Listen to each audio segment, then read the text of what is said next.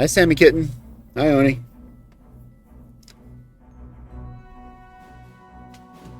Oh. Mm.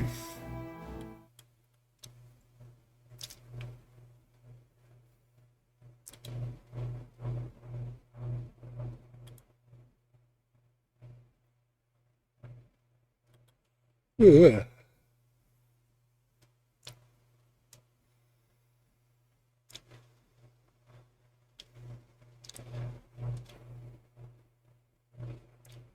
So, how's everyone's week been?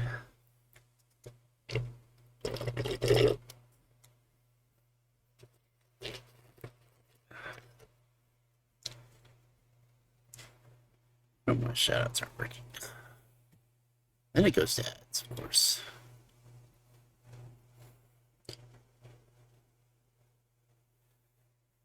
No, busy is better than not. I'd like to think I was busy, but I know I've done a lot, but I don't feel like I have, which is normal for me.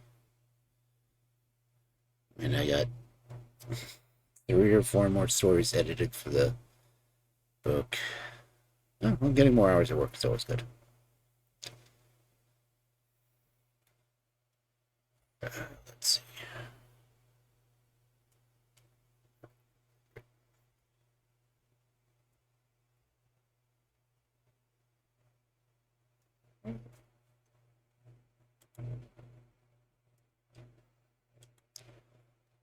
Stream Elements is definitely up and running for once.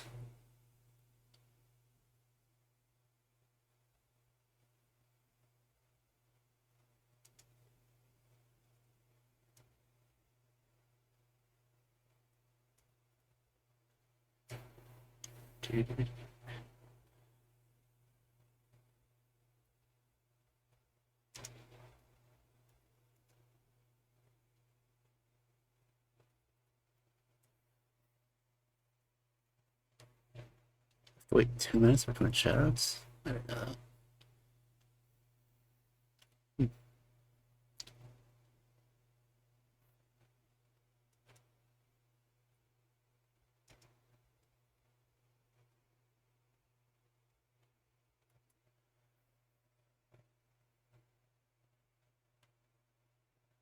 Playing Baldur's Gate.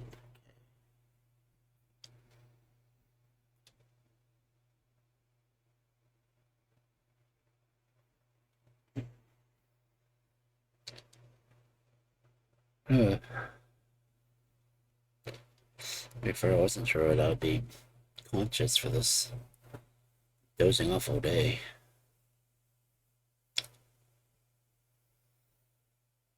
Oh, feeling hard.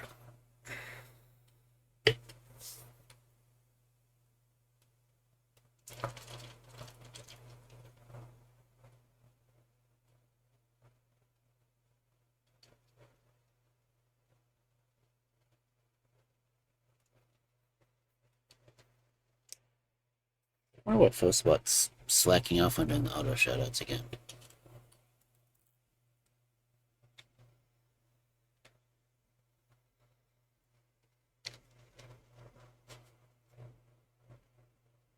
Hey, Joji.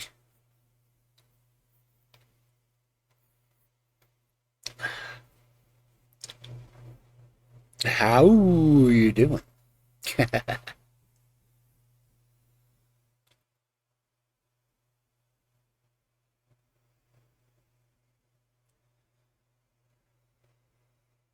I'm awake, so guess I'm doing better than I expected.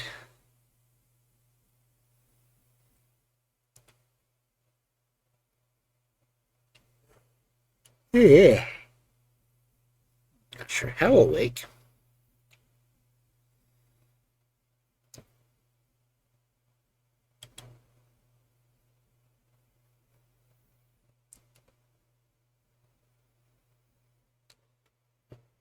That I've been dozing off on all day.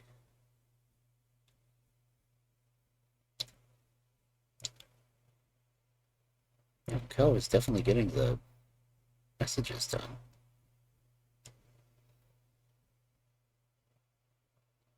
That this stream elements is actually doing the damn job for once.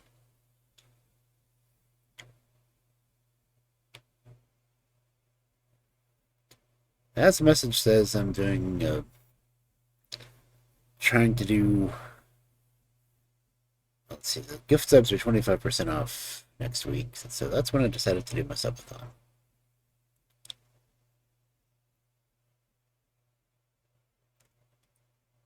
So it's one chance of the year to stick it to Twitch and not pay them money in.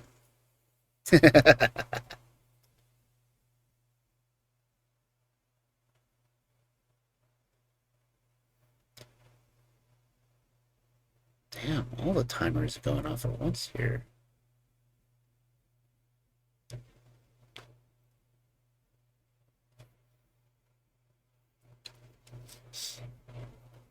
It's as if my chat doesn't expect many messages to go through.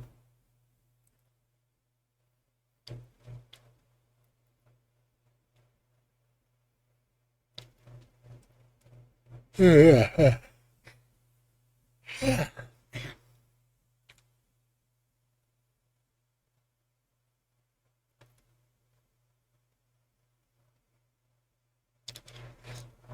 Got to see, get village of up.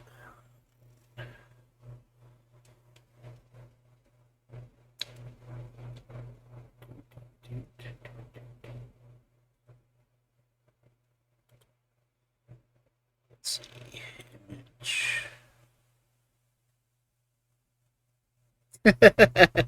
Oh, valley of plenty, oh, valley of plenty, whoa, whoa.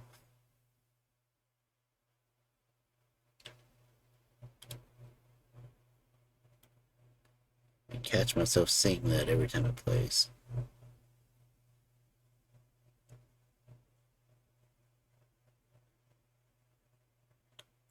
It'd be really fun if it goes off during my streamathon and I actually have my bass plugged in. I'll try to play to it.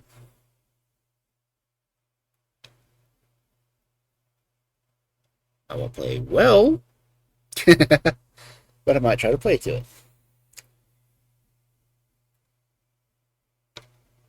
I'm not sure how my audio is going to be since I have to use the few USB ports I have for controller and for the bass plug-in, so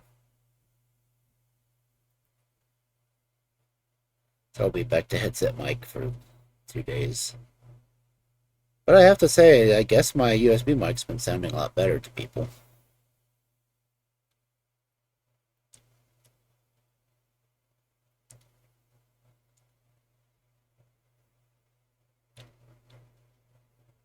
There's Cal popping up again. A Magnemite has entered the room. Search.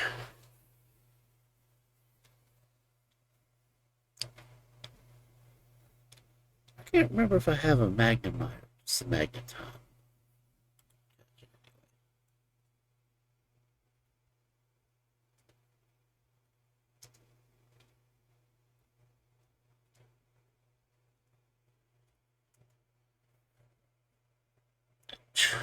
I need that.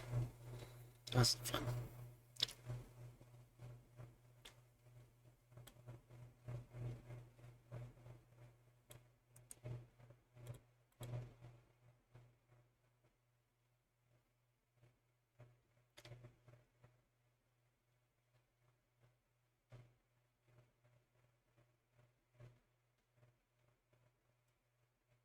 Okay.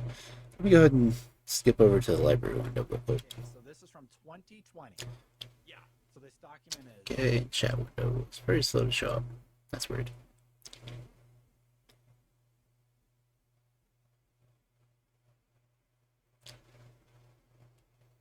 Anyway, it looks like the first story tonight is probably a fairly long one.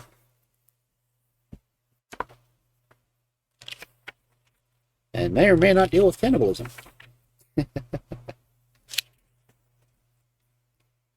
Let's see, how long is it? Oh, it's only 9 pages. That's not too bad.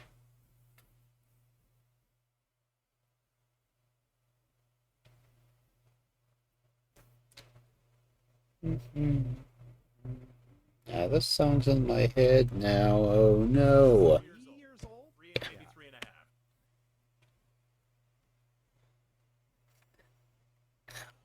3.5. How many more stories do I have in this book? Let's see. 1, 2, 3, 5, 6, 7, 8, 9, Yeah. Yeah. That's 13, 14, 15, 16, 17. So I have maybe 3 more weeks of this book. I gotta figure out what I'm gonna read next. Resident Evils and everything. So I hear.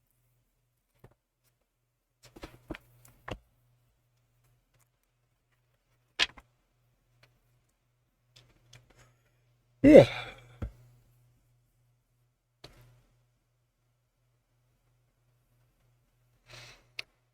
Let's see. Judging by the Yeah, but I'm just saying. vocabulary used in the story, I would say it's Arabic in nature.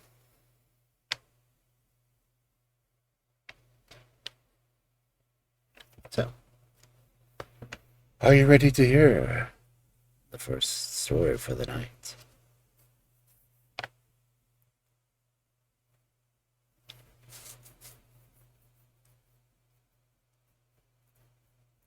But my gut says you are setting yourself.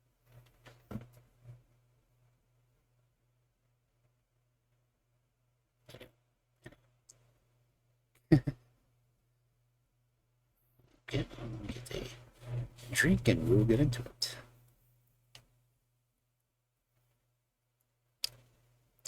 I'm definitely gonna have to drink from a cup with this drop because it does make my model spaz out as much.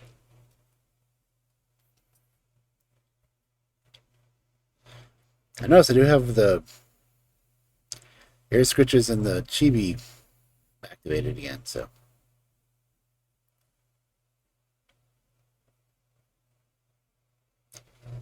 You can have fun with that if you want.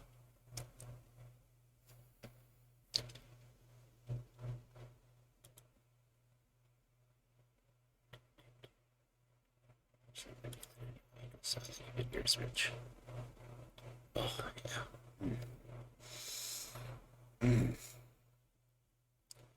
Yep.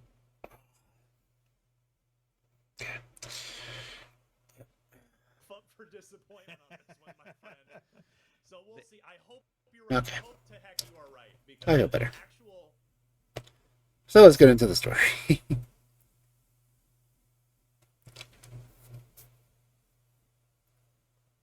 The Nunda, Eater of People, from the Violet Fairy Book.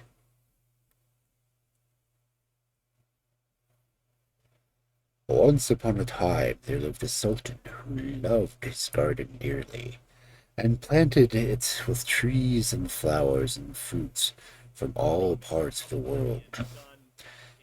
He went to see them 3 times every day, first at 7 o'clock, then he got up, then at 3, and lastly at 5:30.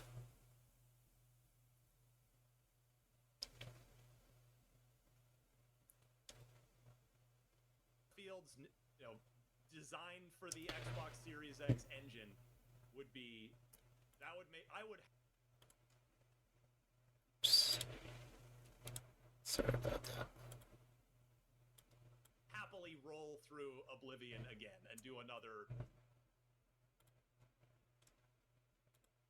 40 to 80 hour playthrough. I mean, I've got a couple hundred. There was no plant and no vegetable which escaped his eye, but he lingered longest of all before his one date tree.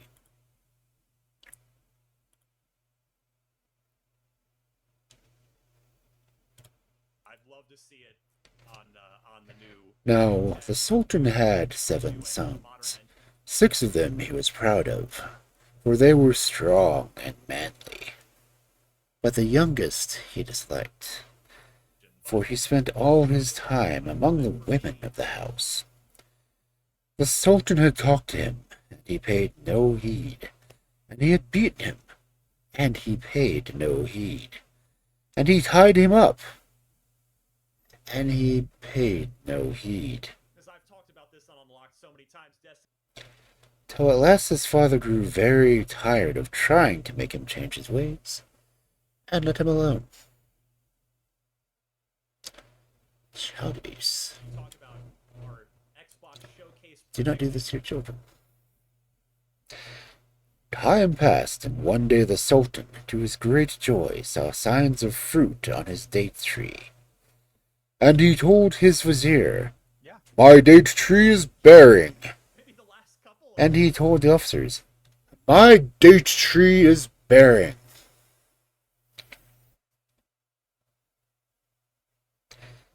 And he told the judges, "My date tree is bearing." And he told all the rich men of the town. He waited patiently for some days until the dates were nearly ripe. And then he called his 6 sons and said, "One of you must watch the date tree till the dates are ripe. For if not watched, the slaves will steal them all, and I shall not have any for another year."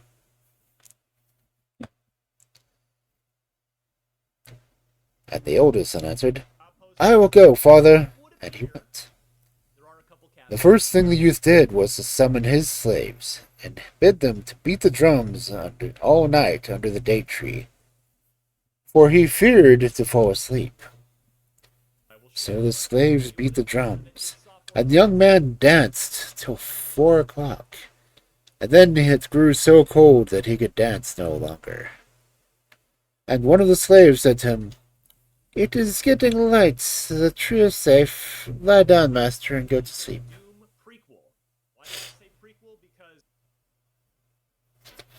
So he lay down and slept, and his slaves slept likewise.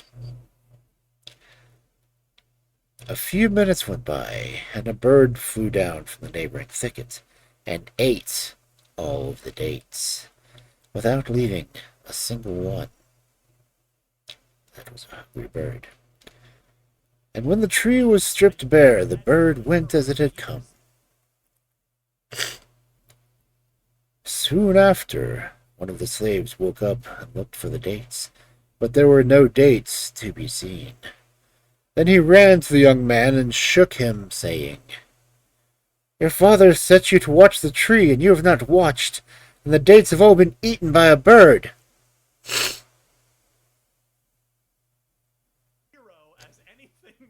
How did he know? The lad jumped up and ran to the tree to see for himself, but there was not a date anywhere. And he cried aloud, "What am I going to say to my father? Shall I tell him that the dates have been stolen?" Ooh, I'm small. Neither one of you is disagreeing with me, so I'm gonna... Or that a great rain fell and a great storm blew.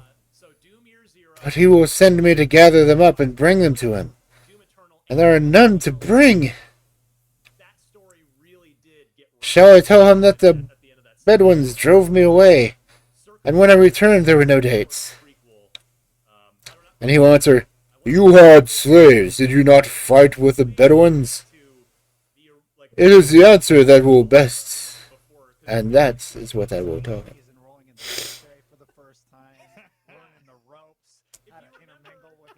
Then he went straight to his father and found him sitting on the veranda with his 5 sons around him. And the lad bowed his head. "Give me news from the garden," said the Sultan. And the youth answered, "The dates have been eaten by some bird. There's not one left."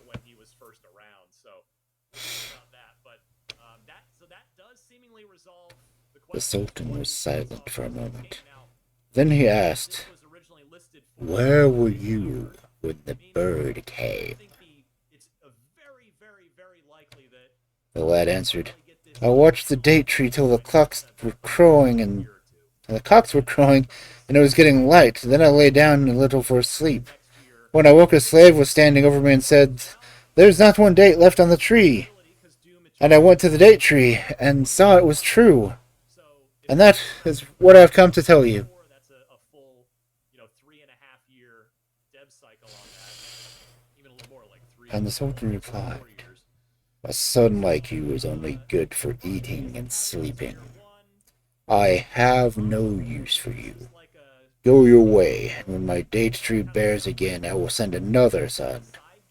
Perhaps he will be better. Software, and maybe id is still doing Quake or something else, but there are no other project code names listed in 2024 here. So I think the odds are pretty good that Doom Year's is a So we waited many months, till the date was covered with, well, the tree was covered with more dates than any tree had ever borne before.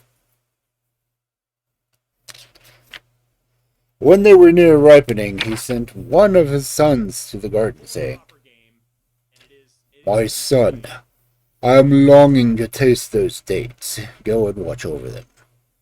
For today's sun will bring them to perfection.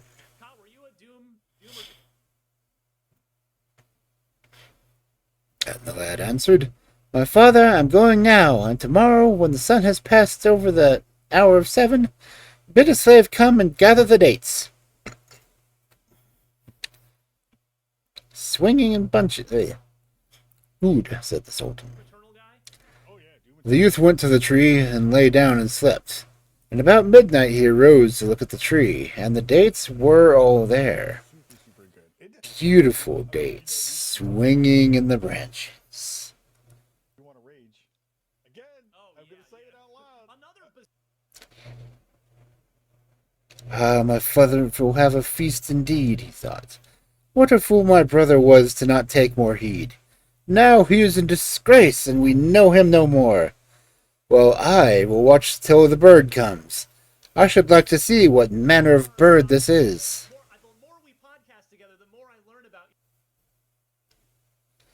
And he sat and read till the cocks crew, and it grew light, and the dates were still on the tree.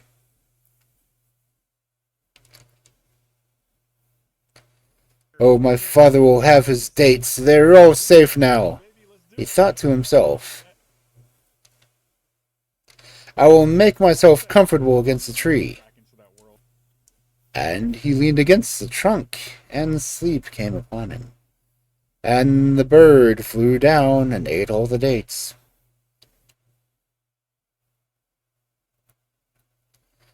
When the sun rose, the head man came looking for the dates, and there were no dates to be seen. And he woke the young man and said to him, look at the tree!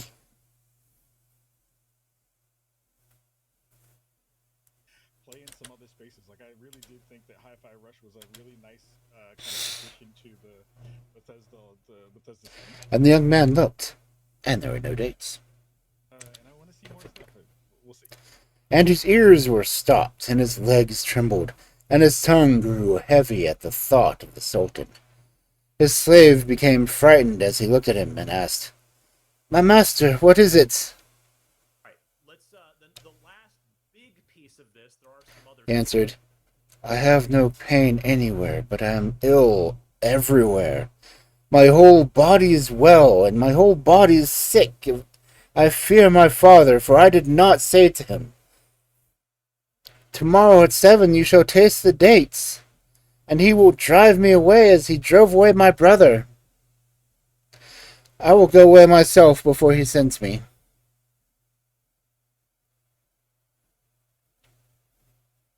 Smaller piece, but last big piece of this. Then he got up and took the road that led straight past the palace, but he had not walked many steps before he met a man carrying a large silver dish, covered with a white cloth, to cover the dates.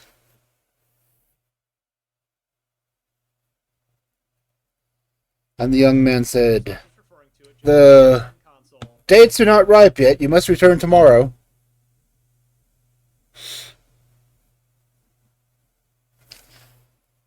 And the slave went with him to the palace, where the Sultan was sitting with his 4 sons. 2028 is the plan.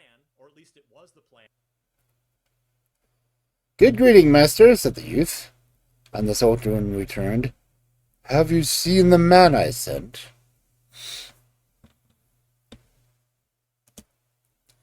I have, master, but the dates are not yet ripe. Whole pandemic in there. The Sultan did not believe his words and said, This second year I've eaten no dates because of my sons. Go your ways. You are my son no longer.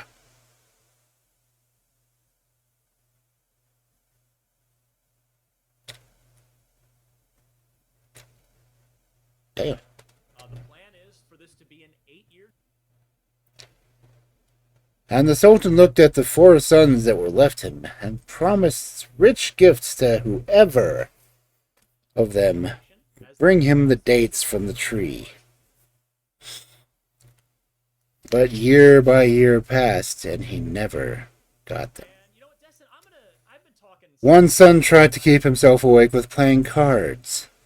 Another mounted a horse and rode around and around the tree. So keyed into all the hard. While the 2 others, whom their father, as a last hope, sent together, lit bonfires. But whatever they did, the result was always the same. Towards dawn they fell asleep, and the bird ate all of the dates.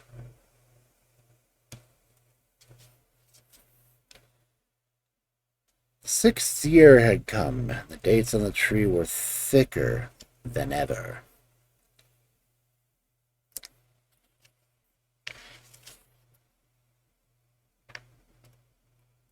And the head man went to the palace and told the Sultan what he had seen. But the Sultan only shook his head and said sadly, What is it to me? I have had 7 sons, yet for 5 years a bird has devoured my dates. And this year it will be the same as ever. Doing an analysis piece about what this means because I don't Now, the youngest son was sitting in the kitchen, as was his custom, when he heard his father say those words. understand. And he rose up and went to his father and knelt before him. Father, this year you shall eat dates, cried he, and on the tree are 5 great bunches, and each bunch I will give to a separate nation, for the nations in the town are 5. This time I will watch the date tree myself. But his father and his mother laughed heartily, and thought his words idle talk. Used in smaller devices, mobile devices, so it's. Poor kid. One day, news was brought to the Sultan that the dates were ripe, and he ordered one of his men to go and watch the tree. A son who happened to be standing by heard the orders and said, How is it that you have bidden a man to watch the tree, when I, your son, am left?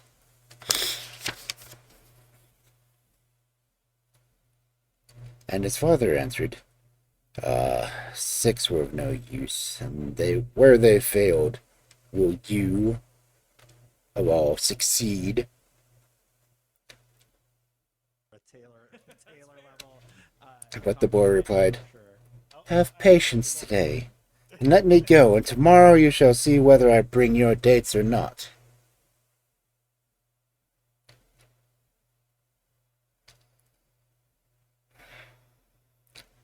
Let the child go, master, said his wife.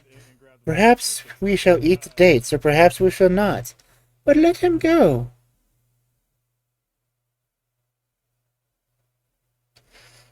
And the Sultan answered, I do not refuse to let him go, but my heart distrusts him.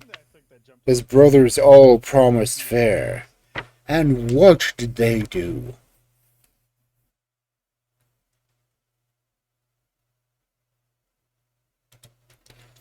But the boy entreated, saying, Father, if you and I and mother be alive tomorrow, you shall eat dates.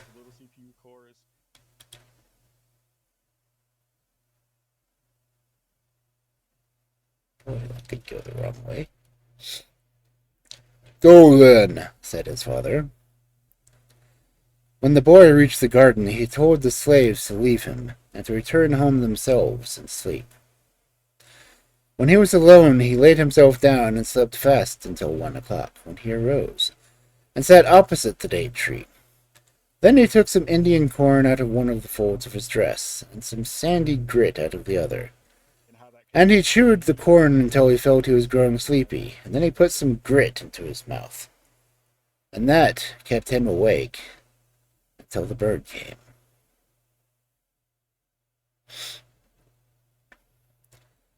It looked about the first without seeing him, and whispering to itself, "There's no harm here," fluttered lightly onto the tree and stretched out its beak for the dates.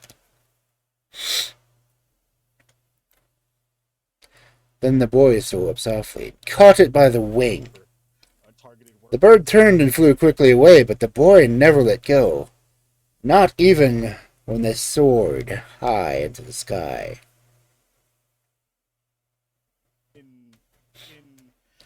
"Son of Adam," the bird said when the tops of the mountains looked small below them. "If you fall, you will be dead long before you reach the ground, so go your way and let me go mine." But the boy answered, "Wherever you go, I will go with you. You cannot get rid of me."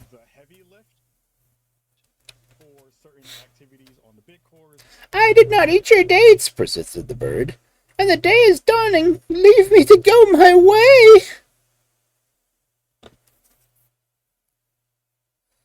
But again the boy answered him, "My 6 brothers are hateful to my father because you came and stole the dates. And today my father shall see you, and my brother shall see you, and all the people of the town, great and small, shall see you, and my father's heart will rejoice."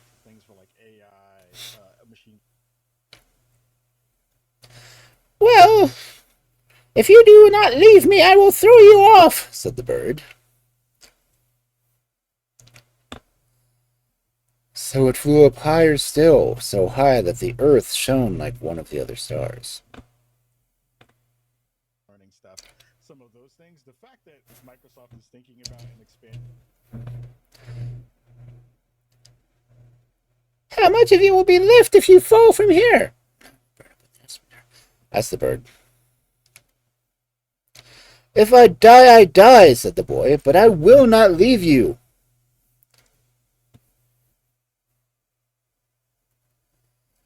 And the bird saw that it was no use talking, and went down to the earth again.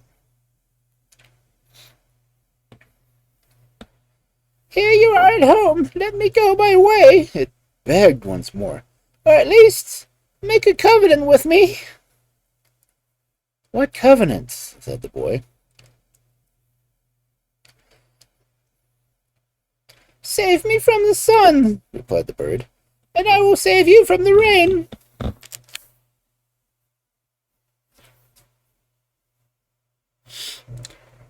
"How can you do that? How can I tell if I can trust you?"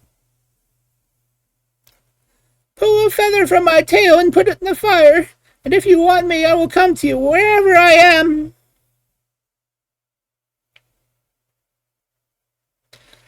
And the boy answered, "Well, I agree.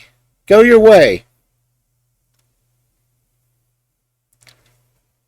"Farewell, my friend. When you call me, it is from the depths of the sea I will come."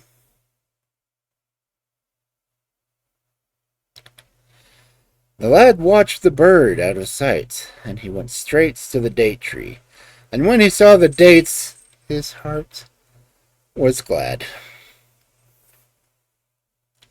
And his body felt stronger, and his eyes brighter than before.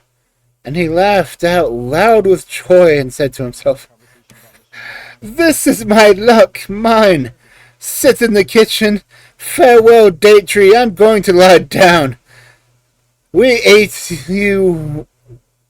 We'll eat you no more." What ate you will eat you no more.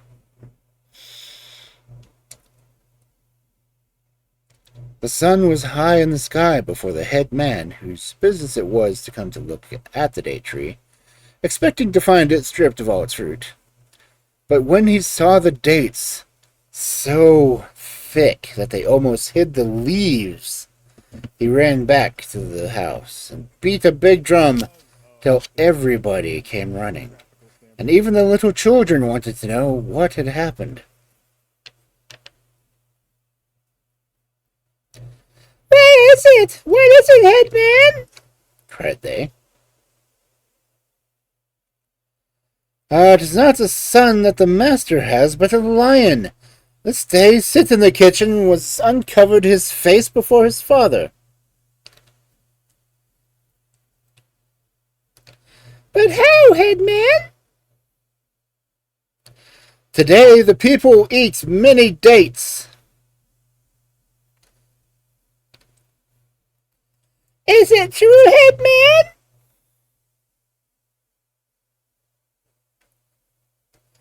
"Oh, yes, it is true, but let him sleep till each man has brought forth a present. He who has fowls, let him take fowls.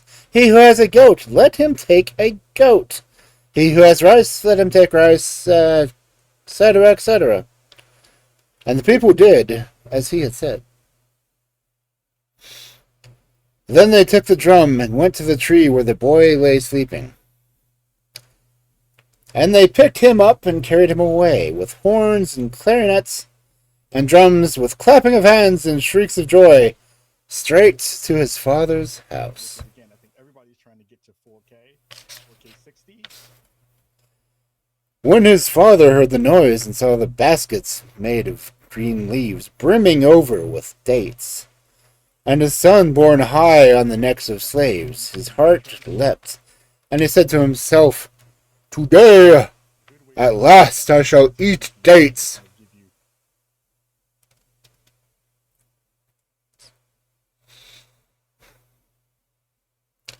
And he called his wife to see what her son had done, and ordered his soldiers to take the boy and bring him to his father.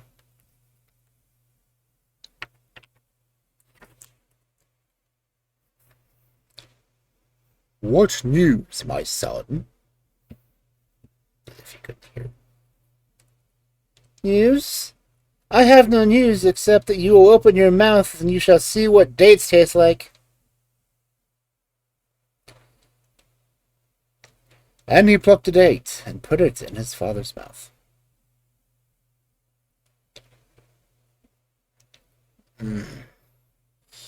"Ah, you are indeed my son," cried the Sultan.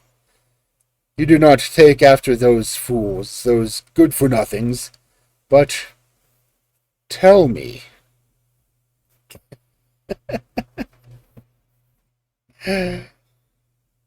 "What did you do with the bird? For it was you, and only you, who watched for it."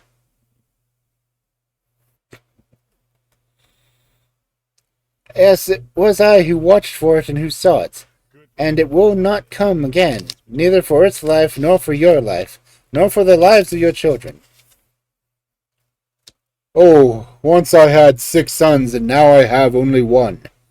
It is you whom I called a fool, who have given me the dates. As for the others, I want none of them." Damn. But his wife rose up and went to him and said, "Master, pray not. I pray you do not reject them." And she entreated him long, till the Sultan granted her prayer, for she loved the 6 elder ones more than her last one.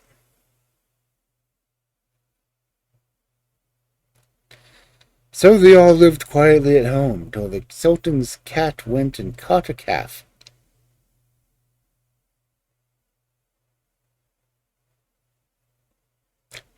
Mm-hmm. 2 days after, the cat caught a cow. And the Sultan was told, "Master, the cat has caught a cow." But he only said, "It was my cow and my cat."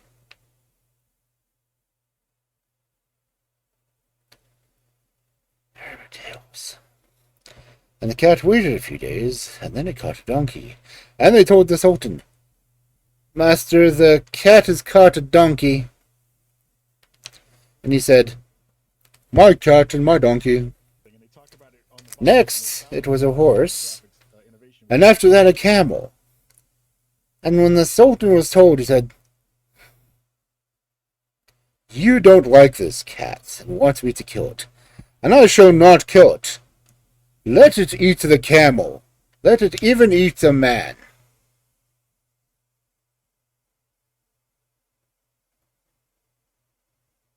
What? Oh, well. And it waited until the next day and caught someone's child. And the Sultan was told, The cat has caught a child, and he said, The cat is mine, and the child is mine.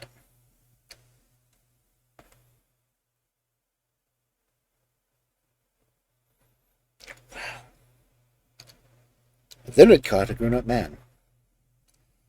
After that, the cat left the town and took up its abode in a thicket near the road. So if anyone passed going to water, it devoured them. Whatever went along that road, the cat caught and ate.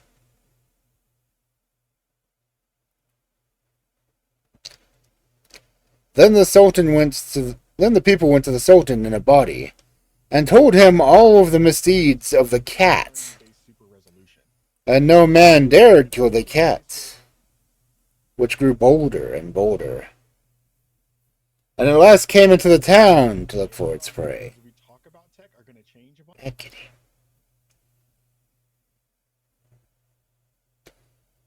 One day the Sultan said to his 6 sons, I am going to the country to see how the wheat is growing, and you shall come with me.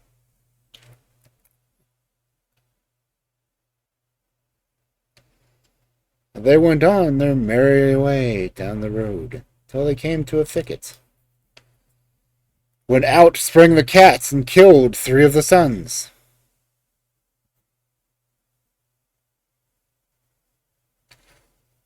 The cat! The cat! Shrieked the soldiers who were with them. And this time the Sultan said, Seek for it and kill it. It is no longer a cat, but a demon.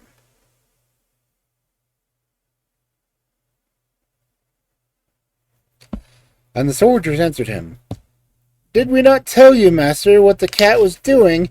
Did you not say, My cat and my people? And he answered, True, I said that. Now the youngest son had not gone with the rest, but had stayed home with his mother. And when he heard that his brothers had been killed by the cat, he said, Where it's not going to be just about... Let me go, that it may slay me also.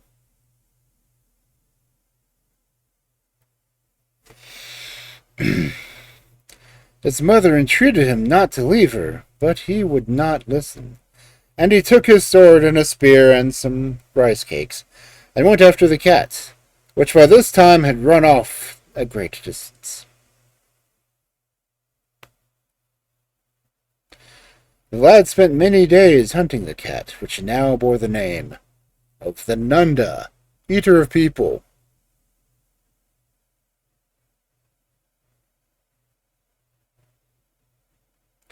Halfway through the story, we get to the title.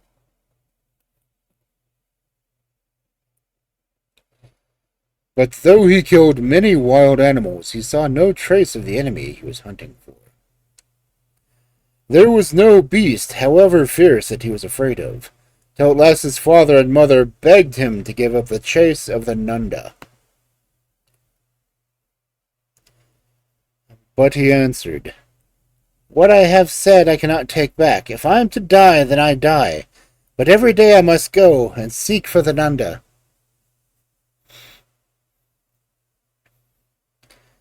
Many times his slaves came and told him, We have seen footprints, and today we shall behold the Nunda. But the footprints never turned out to be those of the Nunda.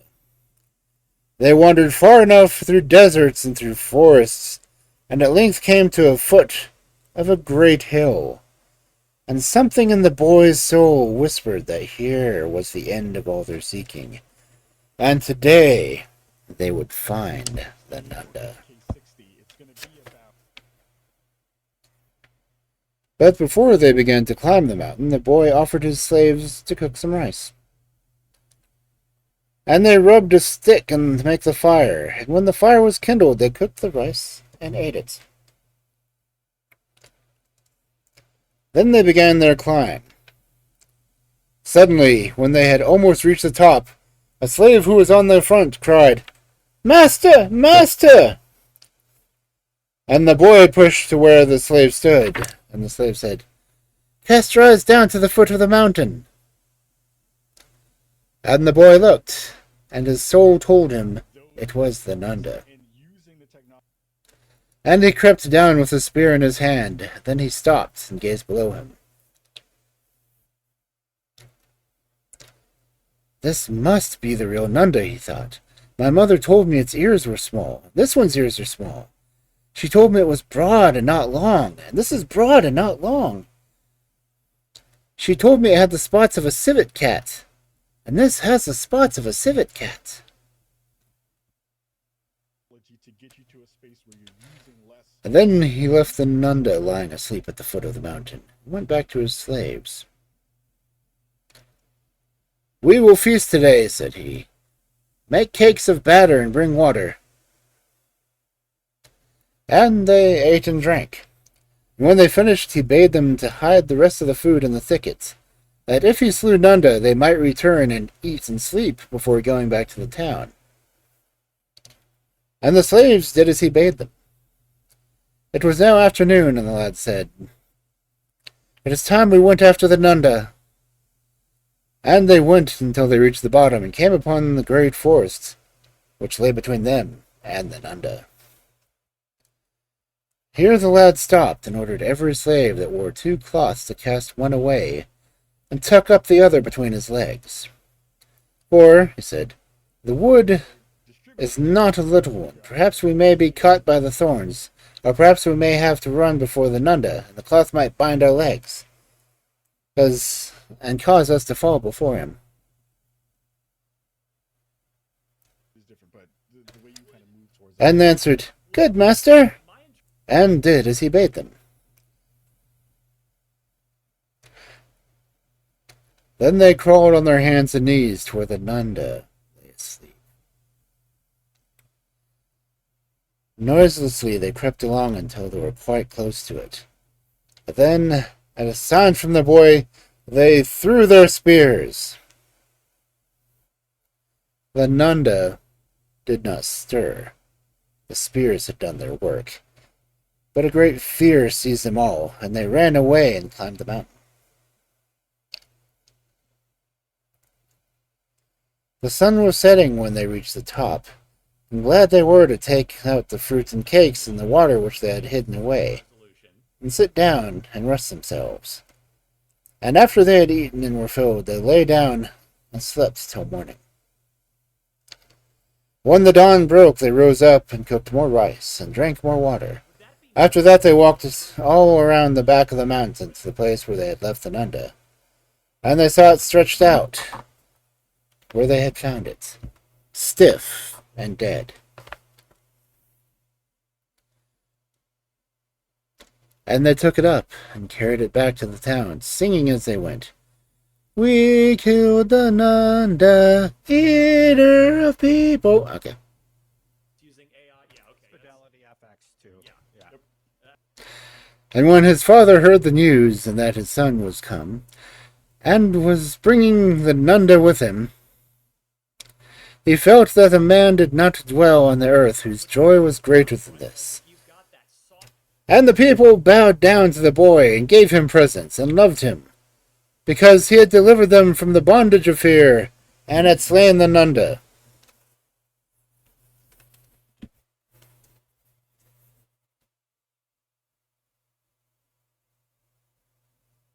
And what happened after that is none of your business.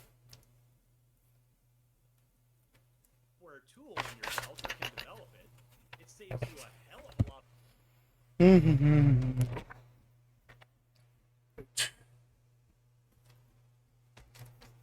money on hardware. You don't have to do Okay. it with physical hardware. I don't know what it is about Arabic tales and doing that kind of story.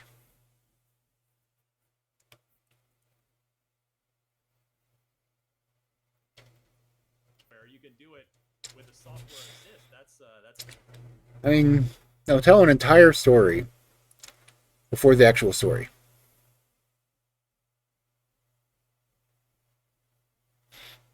His story title was Nunda, Eater of People. Next-gen DirectX ray tracing, dynamic global illumination, all kinds of fun stuff. I mean, the dates and the bird, really? What was the point other than proving that the sun could actually do something?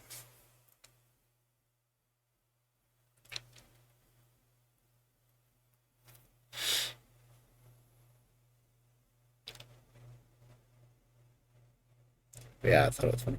Open your mouth and you shall see what a date tastes like. Had the king never eaten a date before? Well, seldom.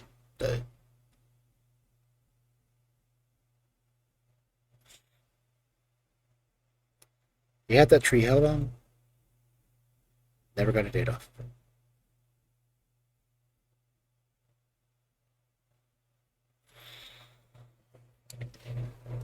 And then he's... And the fact that it said that his mother didn't like him as much as the others anyway. That's just kind of sad.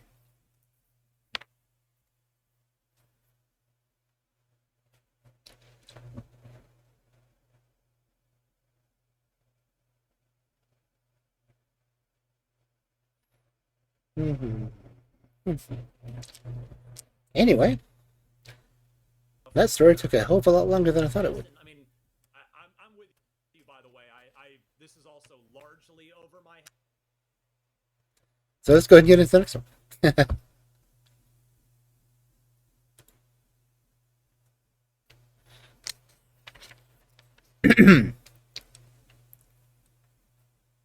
This one must be German. Because it sounds that way. Herr Lazarus and the Draken from the Grey Fire book.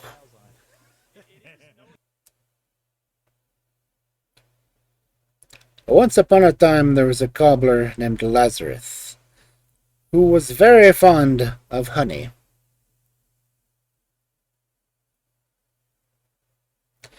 One day, as he ate some while he sat at work, the flies collected in such numbers that with one blow he killed 40. Just that I know enough to know that Then he went and ordered a sword to be made for him, on which he had these words written. With one blow I have slain 40.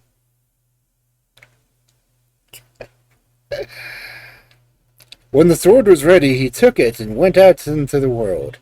And when he was 2 days' journey from home, he came to a spring, by which he laid himself down CPU architecture. and slept.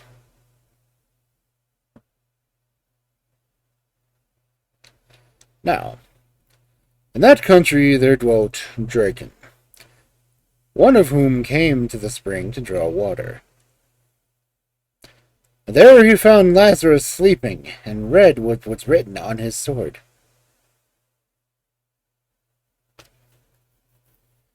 Then he went back to his people and told them what he had seen, and they all advised him to make fellowship with this powerful stranger. So the Draken returned to the spring, woke Lazarus, and said if it was agreeable with him, they should make a fellowship together. To this time because it allowed Lazarus answered that he was willing, and after a priest had blessed the fellowship, they returned together to the other Draken. And Lazarus dwelt among them.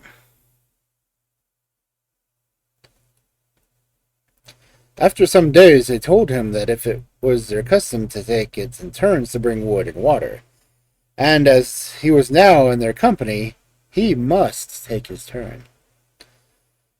He went first for water and wood, but at last it came to be Lazarus' turn to go for water. The Draken had a great leathern bag holding 200 measures of water.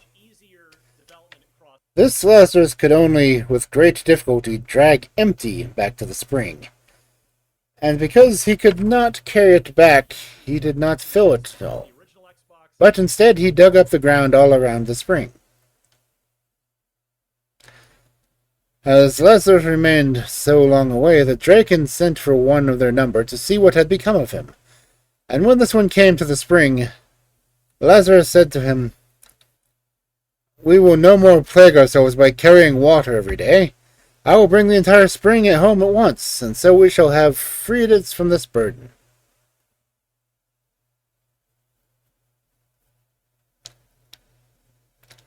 But the Draken called out, "On no account, Herr Lazarus, we shall all die of thirst. Rather, we will carry water ourselves in turns, and you alone shall be exempt." Was basically an off-the-shelf PC. It was x86. Next it comes to Lazarus' turn to bring the wood. Now the Draken, when they fetched the wood, always took an entire tree on their shoulder, and so carried it home.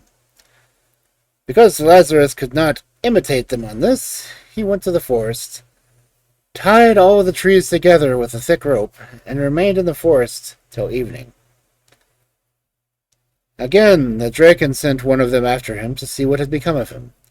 And when this one asked what he was about, Lazarus said, "I will bring the entire forest home at once, so that after that we may have rest." But the Draken called out, "By no means, Herr Lazarus, else we shall all die of cold. Rather we will go ourselves to bring wood, and let you be free." And the Draken tore up one tree and threw it over his shoulder, and so carried it home.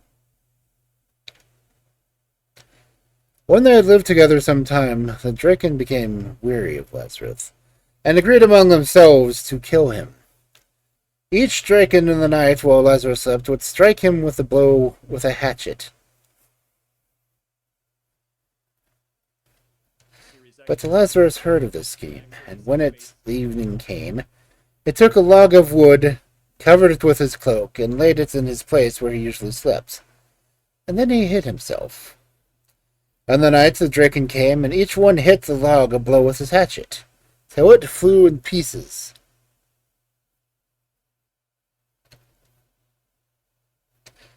Then they believed their object was gained, and they lay down again. Thereupon Lazarus took the log and threw it away, and laid himself down in its stead. Towards dawn he began to groan. When the Draken heard that, they asked what ailed him. To which he made the answer, "The gnats must have stung me horribly."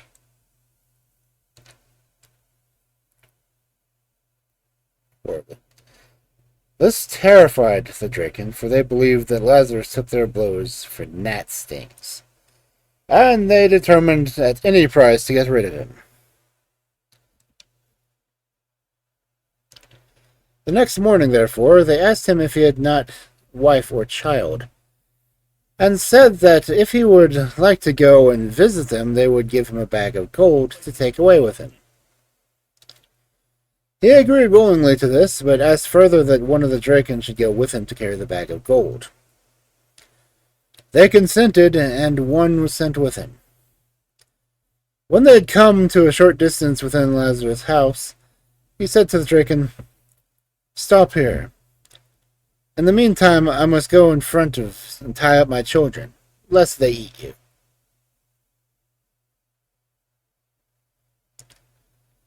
So he went and tied his children with strong ropes, and said to them, "As soon as the Draken comes in sight, call out as loud as you can, 'Drakenflesh!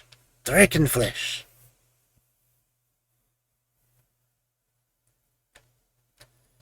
So when the Draken appeared, the children cried out, Draken flesh! Draken flesh! Ah! And this so terrified the Draken that he let the bag fall and fled. Oh, they got incredible developer support right from the. On the road he met a fox, which asked him why he seemed so frightened. He answered that he was afraid of the children of Herr Lazarus, who had been within a hair breadth of eating him up. But the fox laughed and said, "What? You are afraid of the children of Herr Lazarus? He only had 2 fowls, one of which I ate yesterday, and the other I will go and fetch now. If you do not believe me, come and see for yourself, but you must first tie yourself on my tail." Why the PS4 had this one of many reasons. The Draken then tied himself on the fox's tail, and went back thus with it to Lazarus's house, in order to see what it would arrange. There stood Lazarus with his gun raised and ready to fire, who, when he saw the fox coming along with the Draken, called out to the fox,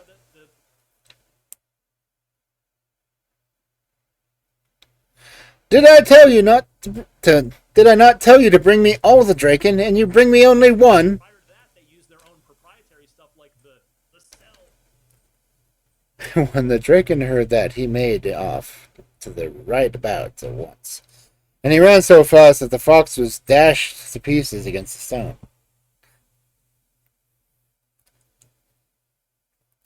When Lazarus had got quit of the Draken, he built himself, with their gold, a magnificent house, in which he spent the rest of his days in great enjoyment.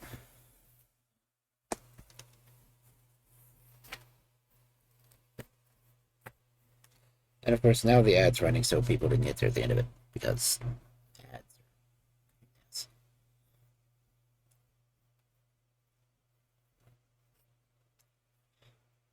So I'll wait for everyone to come back, and then I will tell you what happened. Processor in the PS3 that was notoriously hard to develop for, hard to.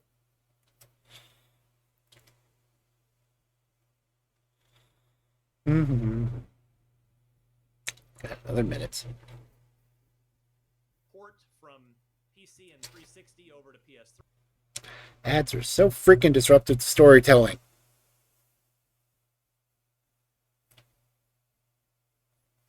I don't know if it's a partial ad or if it's a full screen ad, because I honestly can't see them.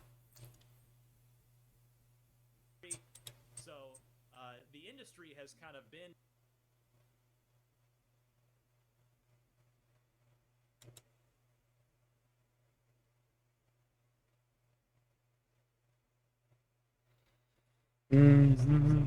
PC first mode, but now moving away from it.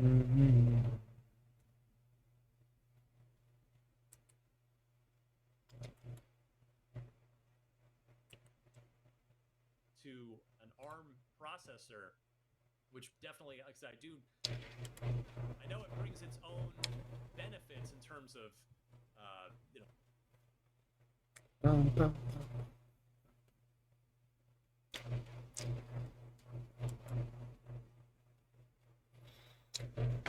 Okay, 2 seconds, 1 second. I guess we're back officially.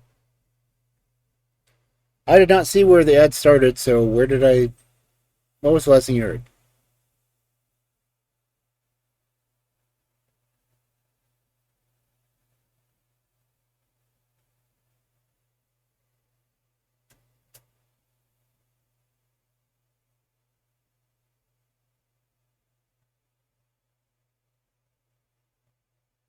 Anyone? Smaller CPU, it's a physically smaller thing, and it runs. I guess that's one of the good things about the VOD recordings is, at least when it's playing, it pauses. Cooler, I hope. a lot of mobile devices use it, so. But anyway, the last thing I can think of that would be a minute or so in.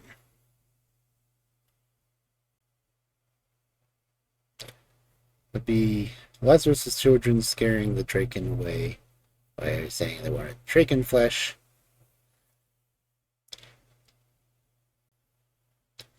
And while the Draken was leaving, he came across a fox.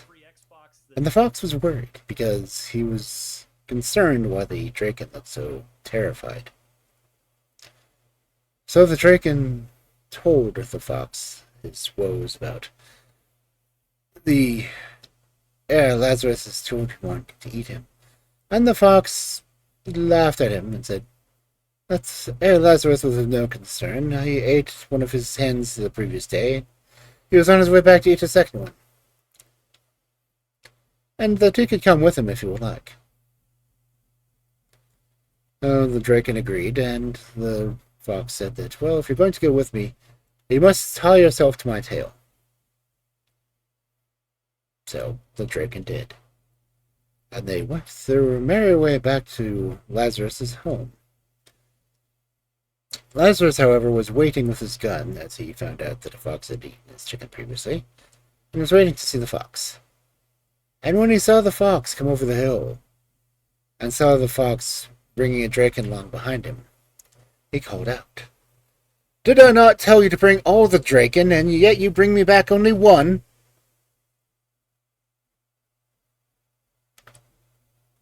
The Draken got scared and ran. The fox, however, that was so tied to the Draken's tail, got beaten to death on the rocks along the way. And now that Herr Lazarus was done with the Draken, he took the gold that he got from them, and built himself a new home, and lived happily ever after.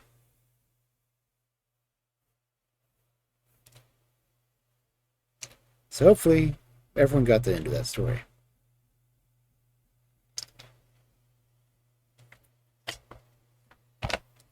And we may, hopefully, peacefully and merrily go on to the next. Which, since I find it again, let's see, 6, 8, oh, this is a short one. That's another short one. And another short one. Ooh, hello. Okay. Got a couple of short ones coming up. And I really kind of want to go for another hour, so we might get all of these done. So, our next wonderful Friday night fairy tale.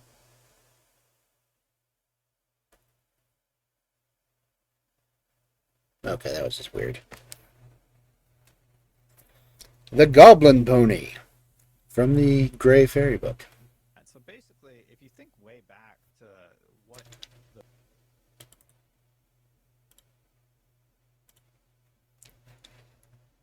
"Don't stir from the fireplace tonight," said old Peggy, "for the wind is blowing so violently that the house shakes.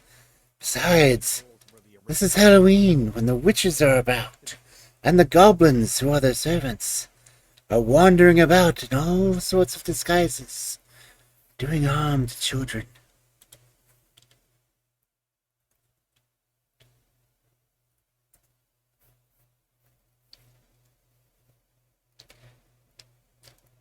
"Why should we stay here?" said the eldest of the young people. "No, I must go and see what the daughter of old Jacob, the rope maker, is doing.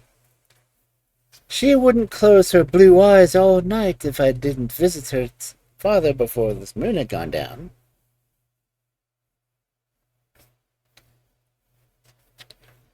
"And I must go and catch lobsters and crabs," said the second.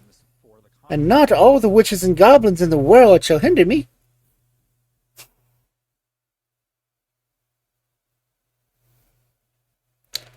So they all determined to go on their business, or pleasure, and scorned the old advice of old Peggy. Only the youngest child hesitated a minute. Then she said to him, "You stay here, my little Richard, and I will tell you beautiful stories."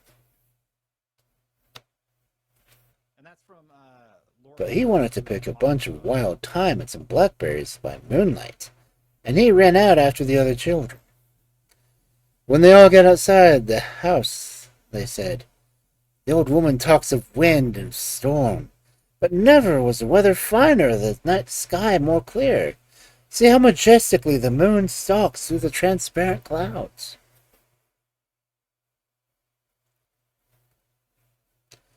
All of a sudden, they noticed a little black pony close behind them. Oh, they said, this is old Valentine's pony. It must have escaped from the stable, and it's going down to drink at the horse pond.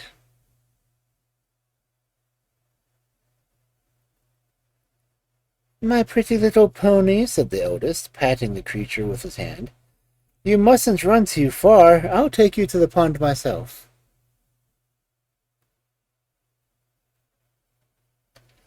With these words, he jumped on the pony's back and was quickly followed by his second brother, and then by the third, and so on, till at last they were all astride the little beast, down to small Richard, who didn't like to be left behind.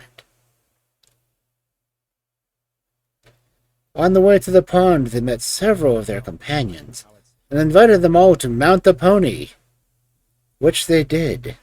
And the little creature did not seem to mind the extra weight, but trotted merrily along. The quicker it trotted, the more the young people enjoyed the fun. They dug their heels into the pony's side and called out, "Gallop, little horse! You have never had such brave riders on your back before!" In the meantime, the wind had risen again, and the waves began to howl, but the pony did not seem to mind the noise, and instead of going to the pond, it cantered gaily to the seashore. Richard began to regret his time in blackberries, and the eldest brother seized the pony by the mane and tried to make it turn around, for he remembered the blue eyes of Jacob, the rope-maker's daughter. But he tugged and pulled in vain, for the pony galloped straight into the sea till the waves met its forefeet.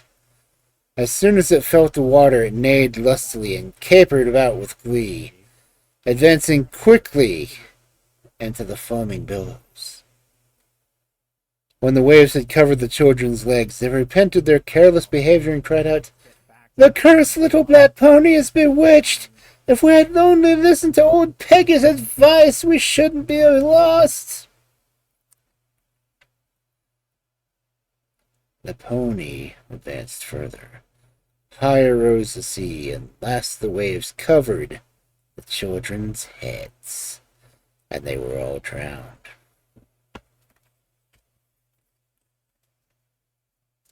Towards morning, old Peggy went out, for she was anxious about the fate of her grandchildren. She sought them high and low, but could not find them anywhere.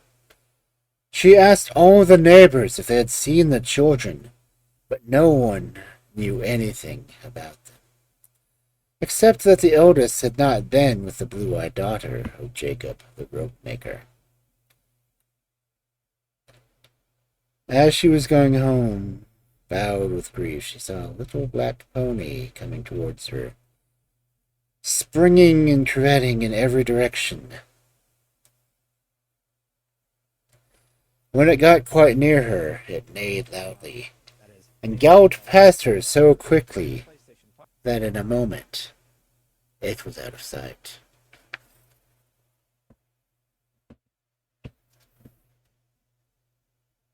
Has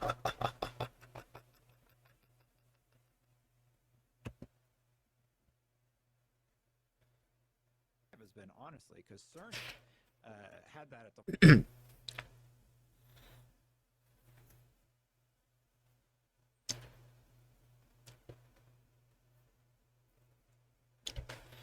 It wasn't a Nunda. They called it a Goblin Pony, but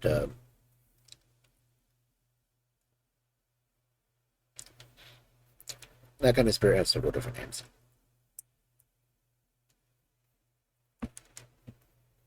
Anyway, our next story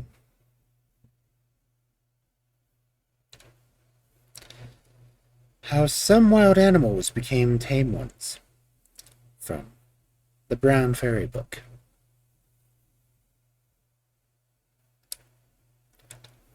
Once upon a time there lived a miller who was so rich that when he was going to be married, he asked the feasts not only be for his friends, but also some wild animals who dwelt in the hills and woods around about. The chief of the bears, the wolves, the foxes, the horses, the cows, the goats, the sheep, and the reindeer all received invitations. And as they were not accustomed to weddings, they were greatly pleased and flattered, and sent back messages in their politest language that they would certainly be there. The first to start on the morning of the wedding day was the bear, who always liked to be punctual, and besides, he had a long way to go, and his hair, being so thick and rough, needed a good brushing before it would be fit to be seen at a party. However, he took care to awaken very early and set off down the road with a light heart. Before he had walked very far, he met a boy who came whistling along, hitting at the tops of flowers with a stick. There have been instances where that has been able to be utilized. "Where are you going?" he said, looking at the bear in surprise, for he was an old acquaintance and not generally so smart. "Oh, just to the miller's marriage," answered the bear carelessly. "Of course, I'd much rather stay at home, but the miller was so anxious I should be there that I really could not refuse." "Don't go," cried the boy. "If you do, you will never come back. You have got the most beautiful skin in the world, just the kind that everyone is wanting.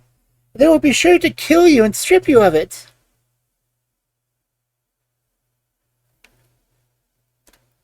"I had not thought about that," said the bear, whose face turned white, only nobody could see it. "If you were certain that they would be so wicked, but perhaps you were jealous because nobody has invited you." "Oh, nonsense!" cried the boy angrily. Do as you see. It is your skin and not mine. I don't care what becomes of it." And he walked quickly on, with his head in the air.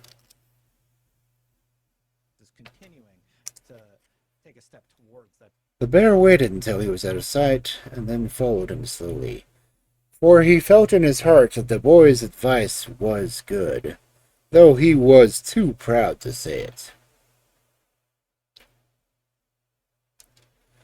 The boy soon grew tired of walking along the road and turned off into the woods. Where there were bushes he could jump, and streams he could wade, but he had not gone far before he met the wolf.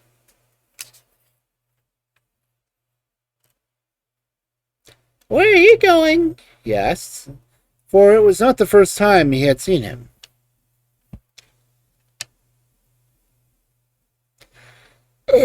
Just going to the miller's cottage," answered the wolf, as the bear had done before him.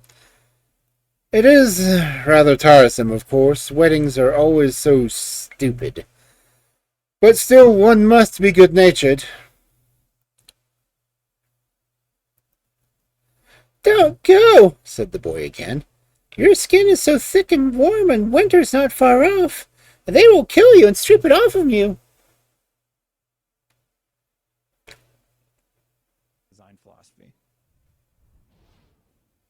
The wolf's jaw dropped in astonishment and terror. "Do you really think that would happen?" he gasped. "Yes, to be sure I do," answered the boy. "But it is your affair, not mine, so good morning." And on he went. The wolf stood still for a few minutes, for he was trembling all over. And then he crept quietly back to his cave. Next, the boy met a fox, whose lovely coat of silver gray was shining in the sun. "You look very fine," said the boy, stopping to admire him. "Are you going to the miller's wedding, too?" Yes, said the fox. It is a long journey to take for such a thing as that, but you know that the miller's friends are so dull and heavy. It is only kind to go and amuse them a little. You poor fellow, said the boy pitifully. Take my advice and stay at home. If once you enter the miller's gate, his dogs will tear you to pieces. Well, such things have occurred, I know, replied the fox gravely, and without saying any more, he trotted off the way he had come. His tail had scarcely disappeared when a great noise of crashing in branches was heard, and up bounded the horse, his black skin glistening like satin. "Good morning," he called to the boy as he... "Good morning," he galloped to the boy as he galloped past. "I can't wait to talk to you now. I'm prepared to promise the miller to be present at his wedding feast, and they won't sit down till I come." "Stop, stop!" cried the boy after him, and there was something in his voice that made the horse pull up. "What's the matter?" he asked. "You don't know what you are doing," said the boy. "If you go there once, you will never gallop through these woods any more. You are stronger than many men, but they will catch you and put ropes around you, and you will have to work and to serve them all days of your life." The horse threw back his head at these words and laughed scornfully. "Yes, I am stronger than many men," he answered him, "and all the ropes in the world cannot hold me. Let them bind me as fast as they will. I can always break loose and return to the forest with my freedom."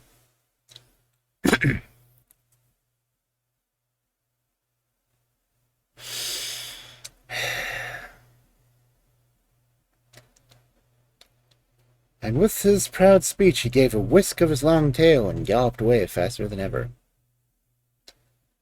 But when he reached the miller's house, everything happened as the boy had said. While he was looking at the guests and thinking how much handsomer and stronger he was than any of them, a rope was suddenly flung over his head, and he was thrown down, and a bit thrust between his teeth. Then, in spite of his struggles, he was dragged to a stable and shut up for several days without food.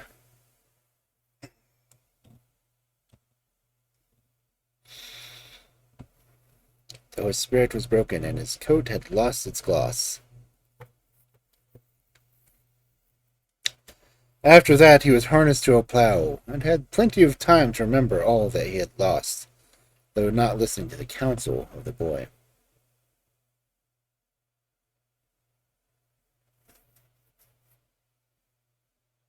This is going to be much as the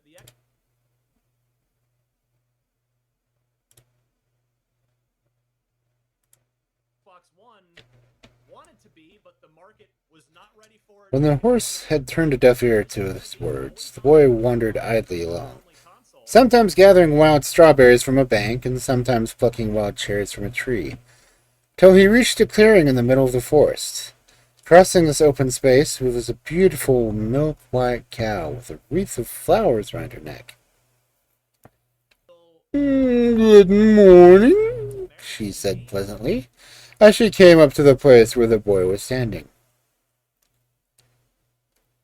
"Good morning," he returned. "Where are you going in such a hurry?"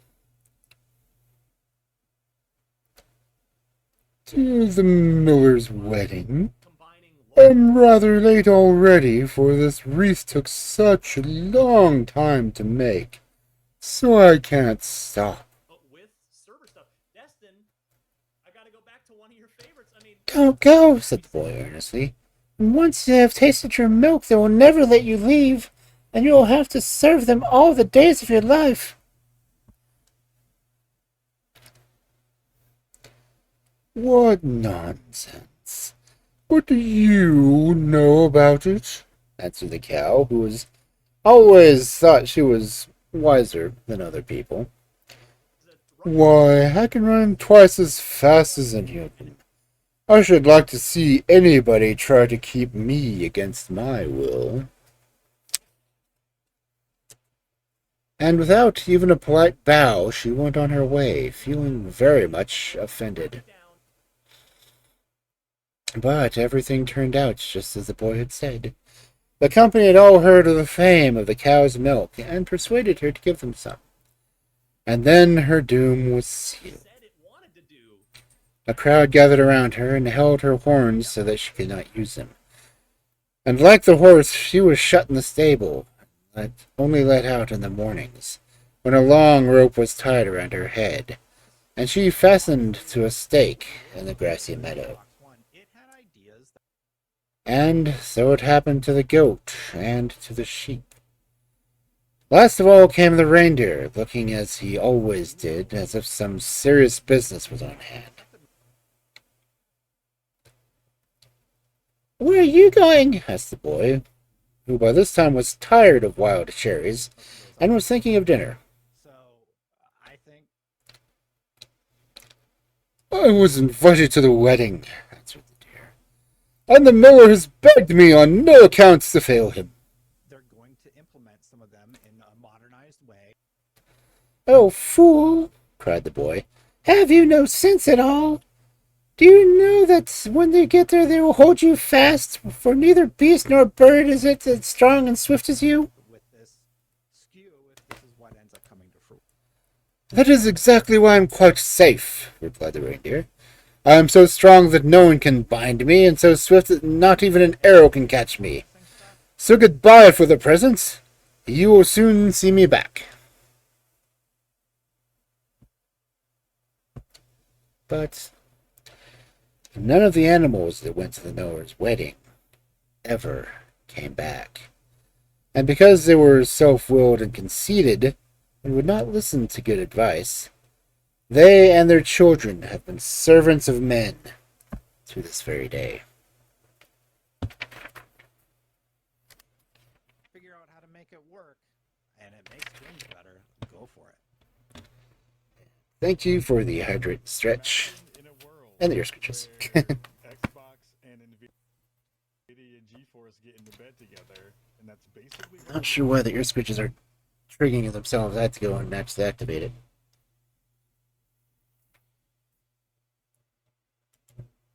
Says I'm still connected. Yeah, everything's still connected. That's weird. a distributed compute that's from the local server. I didn't even see the Snorlax. Congrats on catching it.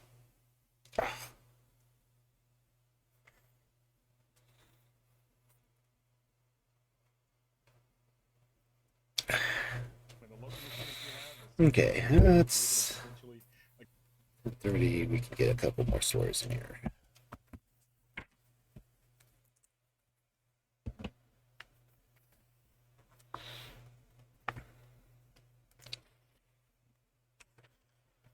So next one. Offload some of that graphical compute to GeForce. The Cottager and His Cat, from the Crimson Fairy Book.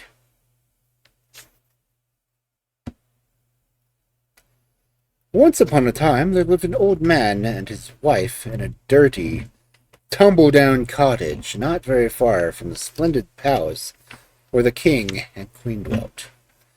In spite of the wretched state of the hut, which many people declared was too bad even for a pig to live in, the old man was very rich.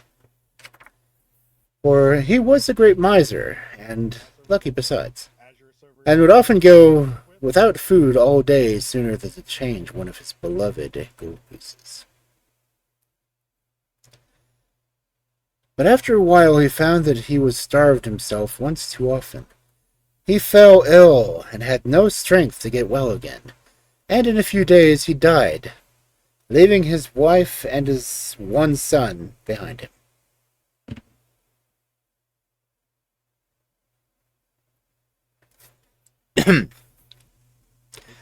The night following his death, the son dreamed that an unknown man appeared to him and said, "Listen to me.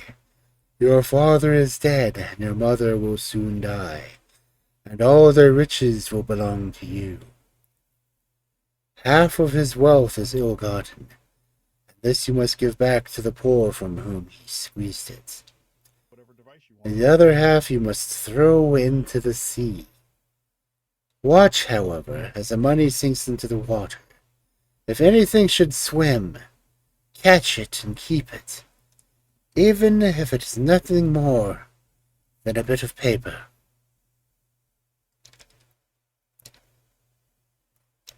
Then the man vanished, and the youth awoke.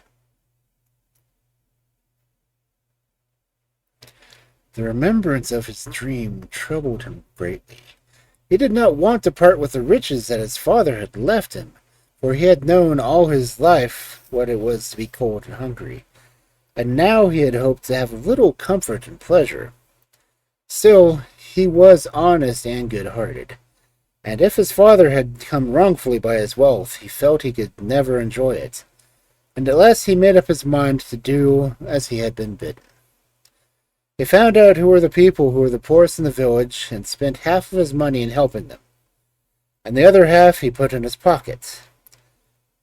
From a rock that jutted right out of the sea, he flung it. In a moment, it was out of sight, and no man could have told the spot where it had sunk, except for a tiny scrap of paper floating on the water. He stretched down carefully and managed to reach it, and on opening it he found 6 shillings wrapped inside. This was all the money he had in the world.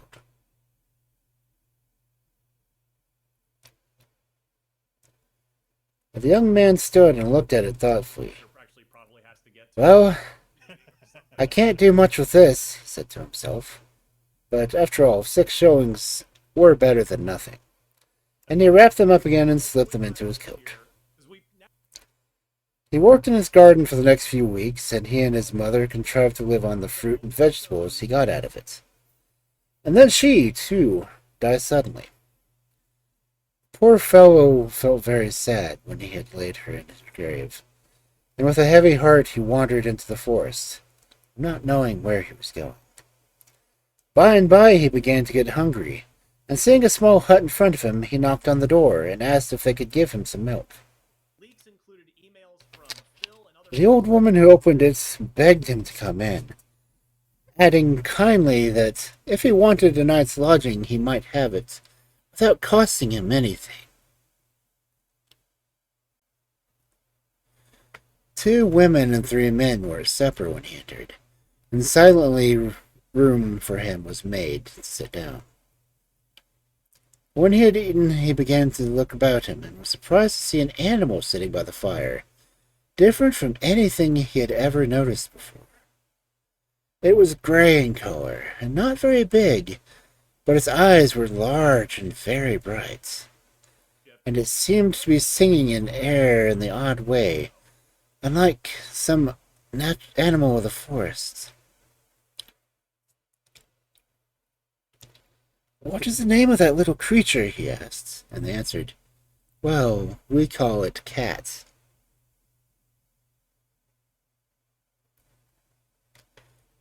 "I should like to buy it if it is not too dear," said the young man. "It would be company for me." And they told him that he might have it for 6 shillings, if he cared to give so much.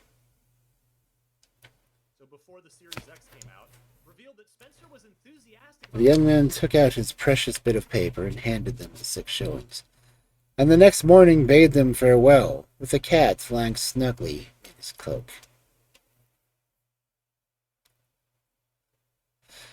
For the whole day they wandered through meadows and forests, till in the evening they reached a house. The young fellow knocked at the door and asked the old man who opened it if he could rest there for the night, adding that he had no money to pay for it. "And I must give it to you," answered the man, and led him into a room where 2 women and 2 men were sitting at supper. One of the women was the old man's wife, and the other his daughter. He placed the cat on the mantel-shelf, and they all crowded around to examine the strange beast. And the cat rubbed itself against them and held out its paw, and sang to them. And the women were delighted and gave it everything that a cat could eat, and a great deal more besides.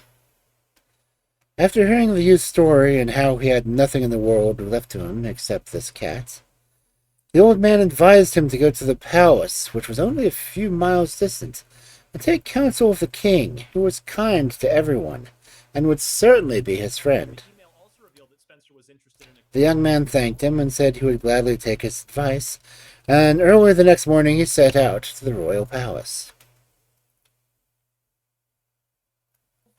He sent a message to the king to beg for an audience, and received a reply that he was to go into the great hall where he could find his majesty. The king was at dinner with his court when the young man entered, and signed him to come near.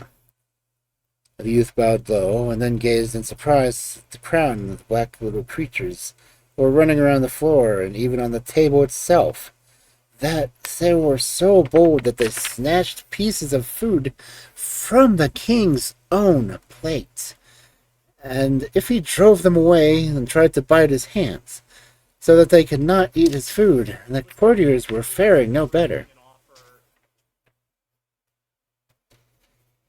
"What sort of animals are these?" asked the youth of one of the ladies sitting near him. "They're called rats," answered the king, who had overheard the question, "and for years we have tried to find some way of putting an end to them, but it is impossible. They come into our very beds." At this moment something was seen flying through the air. The cat was on the table, and with 2 or 3 shakes of a number rats were lying dead around him. Then a great scuffling of feet was overheard, and in a few minutes the hall was clear. For some minutes the king and his courtiers only looked at each other in astonishment. "What kind of animal is that which can work such magic as this?"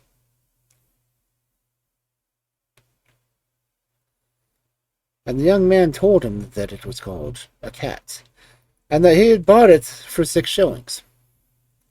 Nintendo would never say yes. He probably knows. And the king answered, He definitely knows that. "Because of the luck you have brought me, in freeing my palace from the plague which has tormented me for many years, I will give you the choice of 2 things. Either you shall be my prime minister, or else you shall marry my daughter and reign after me. Say, which shall it be?"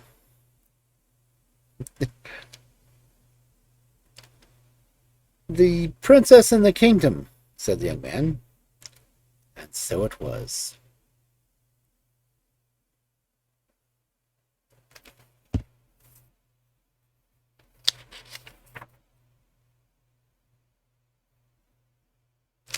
That come out that he's like, oh well, how could we strengthen our brand?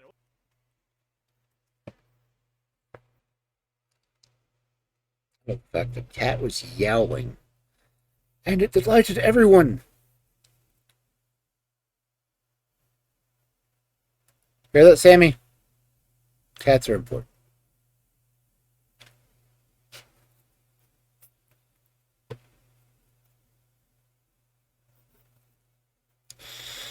Let's see.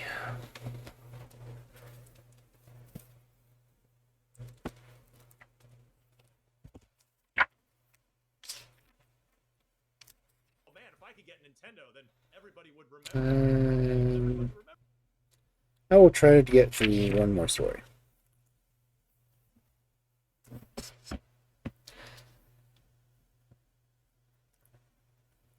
And it's funny because the story I'm going to read is also the title of one of the chapters in my lore book. And they probably would. That would be the. We've talked on here Because I did that on purpose. And it is about what is Phil Spencer's legacy, and that would certainly be. The Language of Beasts, from the Crimson Fairy book.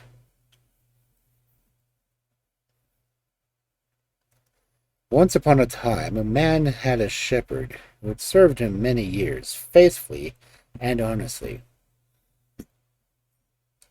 That would vault to the top of the One day, whilst herding his flock, the shepherd heard a hissing sound, coming out from the forest nearby, of which he could not account for. So he went into the wood in the direction of the noise to discover the cause. When he approached the place, he found that the dry grass and leaves were on fire, and on a tree surrounded by flames, a snake was coiled, hissing with terror. The shepherd stood wondering how the poor snake could escape, for the wind was blowing the flames that way, and as soon as the tree would be burning like the rest. Suddenly the snake cried, "Oh, shepherd, for the love of heaven, save me from this fire!"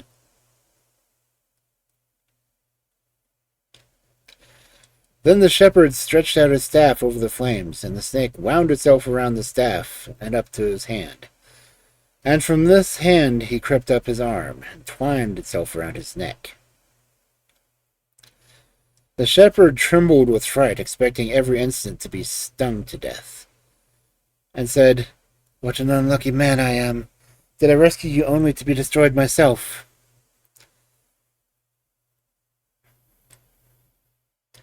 But the snake answered, "Have no fear. Only carry me home to my father, who is a king of snakes." The shepherd, however, was much too frightened to listen, and said that he could only go away and leave his flock alone. But the snake said, "You do not need to be afraid to leave your flock. No evil shall befall them, but make all the haste you can." So he set off through the wood, carrying the snake, and after a time he came to a great gateway, made entirely of snakes, intertwined one with the other. The shepherd stood still with surprise, but the snake around his neck whistled, and immediately all the arch unwound itself.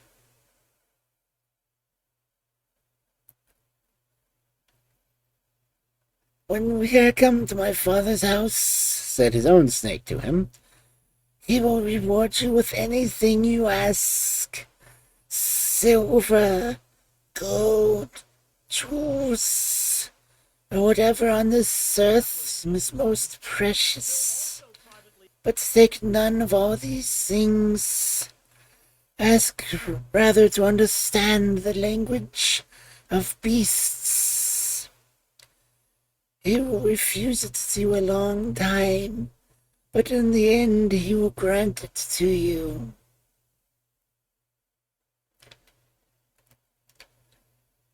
Soon after they arrived at the house of the King of Snakes, who burst into tears of joy at the sight of his daughter, as he had given her up for dead. "Where have you been all this time?" he asked, directly as he could speak.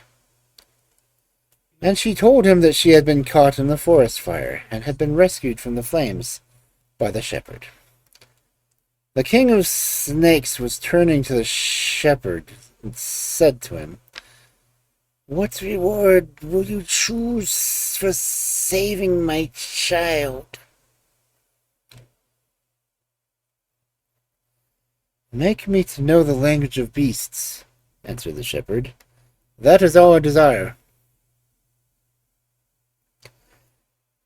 The king replied, "Such knowledge would be of no benefit to you, for if I granted it to you and you told anyone of it, you would immediately die.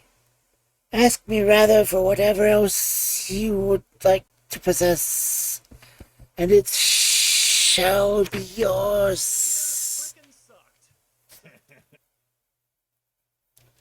But the shepherd answered him, "Sir, if you wish to reward me for saving your daughter, grant me, I pray you, to know the language of beasts. I desire nothing else." And he turned as if to depart.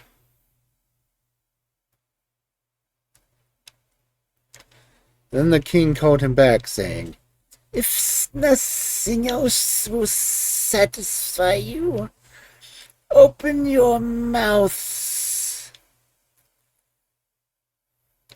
The man obeyed, and the king spat into it. And said, "Now spit into my mouth." The shepherd did as he was told, and then the king of the snakes spat again into the shepherd's mouth. When they had spat into each other's mouth 3 times, the king said, "Now you know the language of beasts. Go in peace, but if you value your life, beware lest you tell anyone of it, else you will immediately die."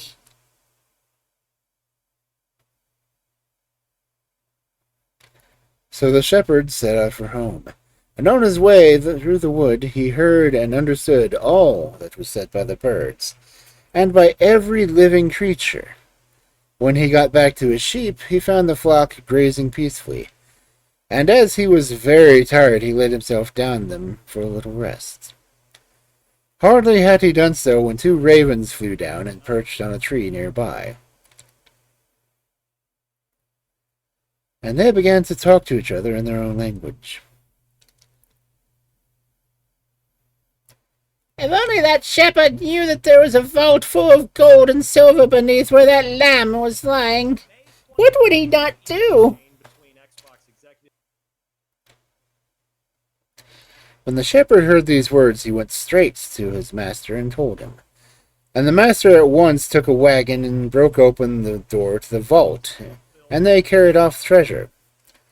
But instead of keeping it for himself, the master, who was an honorable man, gave it all to the shepherd, saying, "Take it, it is yours.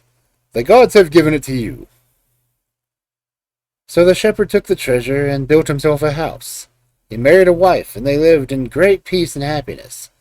And he was acknowledged to be the richest man, not only of his native village, but of the whole countryside. He had flocks of sheep and cattle and horses without end, as well as beautiful clothes and jewels.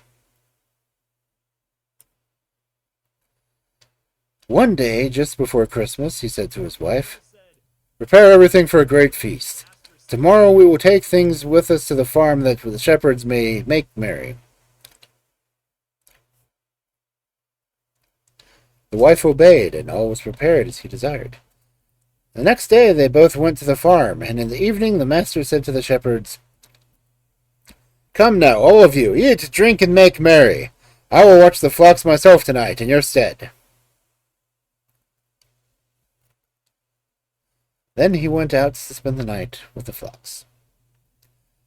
When midnight struck, the wolves howled, and the dogs barked, and the wolves spoke in their own tongue, saying, "Shall we come in and work havoc? And you too shall eat flesh." And the dogs answered in their tongue, "Come in, and for once we shall have enough to eat." Now, among the dogs was one old dog that had he only had 2 teeth left in his head. And he spoke to the wolf, saying, "So long as I have my 2 teeth in my head, I will let no harm be done to my master."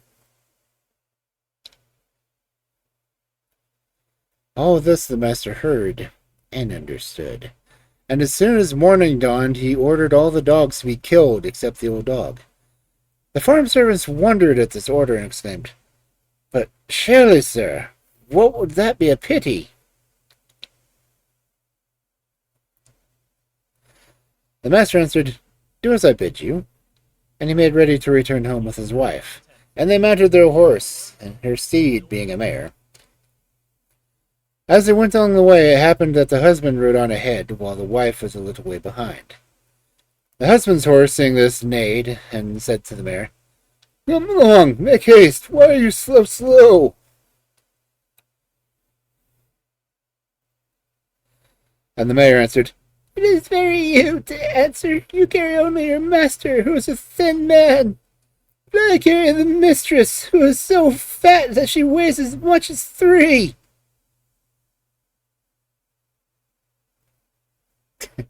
Nag, nag, nag.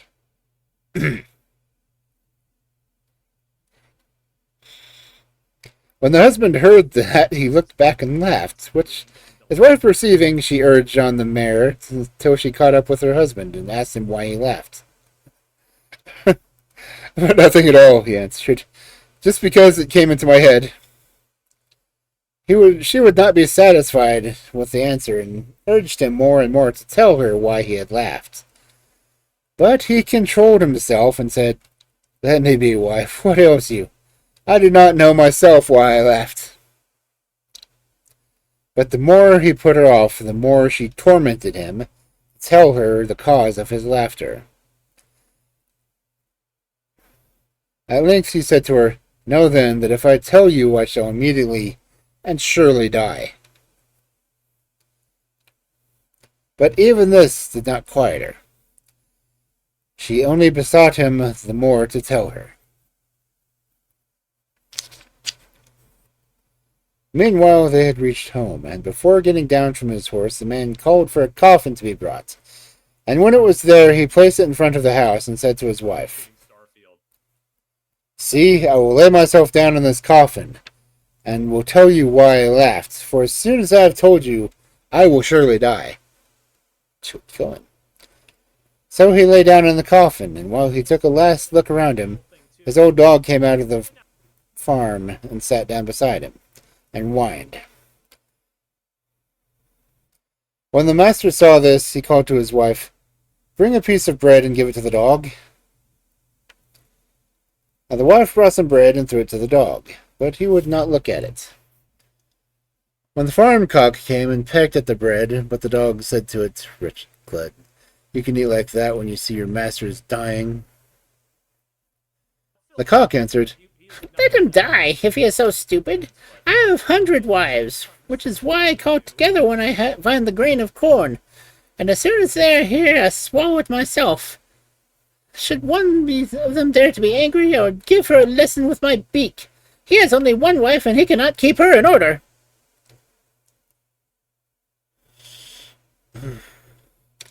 As soon as the man understood this, he got up out of the coffin, seized his stick, and called to his wife in the living room, and saying, "Come, and I will tell you what you so much want to know." And then he began to beat her with a stick, saying with each blow, "It is that, wife, it is that." And in this way he taught her never again to ask why he laughed. Just for Khalif. Yes. This is how we're ending. This is a perfect Yes. way. Yeah, I'm gonna end on that one.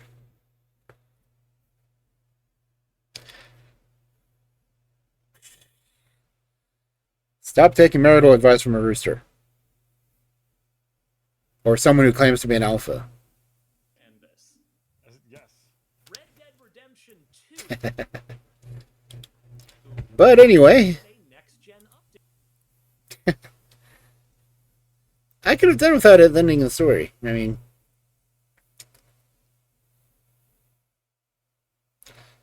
roosters are dicks. That is why cock is related to it.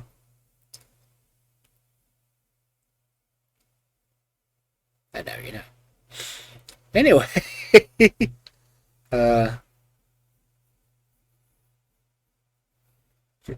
oh, excuse me. Let's see who to raid. 'Cause I know Dusk is on. I know EB's on. EB's doing Streamathon. Dusk is overwatching. EB is playing Morrowind.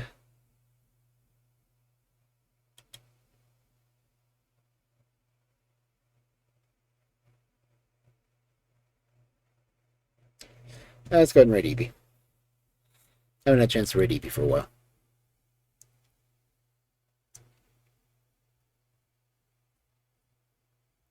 So, follower message.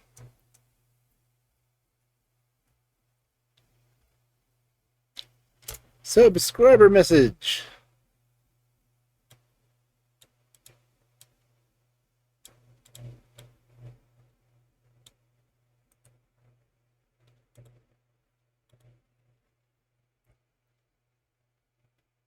What the hell?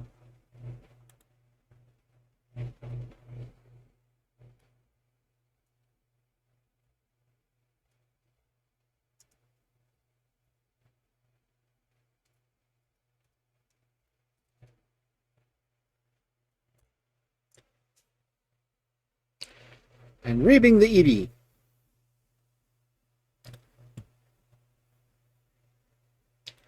So I will hopefully see you all Tuesday, if not sooner. The subathon is noon to 4 Central Standard, so that is 10 to 2 West Coast. And yada yada yada, all this stuff.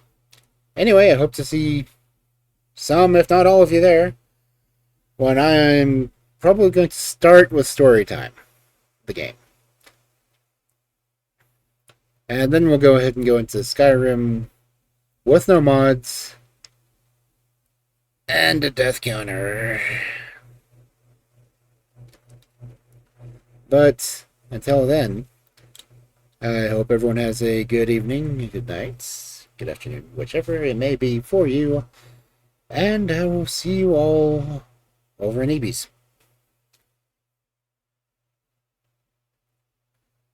Later, everyone.